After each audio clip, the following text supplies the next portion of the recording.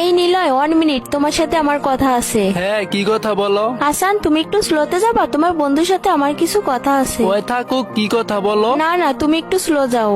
আরে ওই আমাদের গ্রুপে থাকুক, সমস্যা কি? না বলছি না। আচ্ছা বন্ধু, তুই 1 মিনিট চলো যা। বন্ধু তুই কিছু মনে করিস না, 1 মিনিট।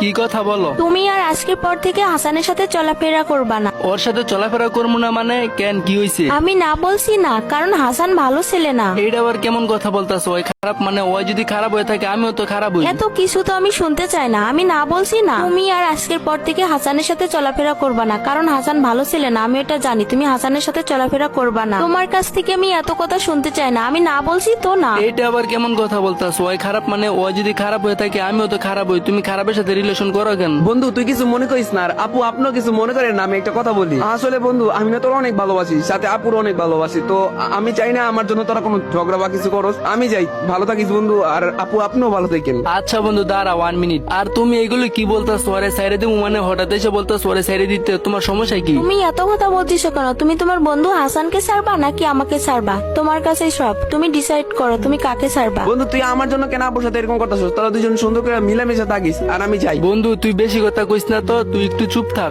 আচ্ছা সামিয়া, তোমার সাথে আমার সম্পর্ক কতদিনের? এই তো 4 মাসের। আচ্ছা বন্ধু, তোর সাথে সম্পর্ক কতদিনের? এই তো 12-13 বছরে। আচ্ছা সামিয়া ওয়েট, তোমার সাথে আমার সম্পর্ক এই 3-4 মাসের।